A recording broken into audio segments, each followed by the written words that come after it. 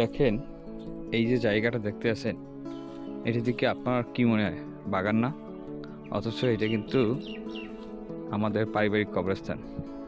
আর এই কবরস্থানে শুয়ে আছে এই যে বিশাল বাড়ির মালিকেরা। তারা একসময় দাপটের সাথে, অহংকারের সাথে, অথবা বিনয়ের সাথে, অথবা সৌন্দর্য নিয়ে জীবনযাপন করছে। আর আজ তারা এই বাগানে শুয়ে আছে।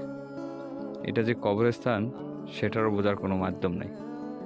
যারা জানে বা তারা চিনবে, যারা না জানে তারা বুঝবেই না যে এটা কবরস্থান।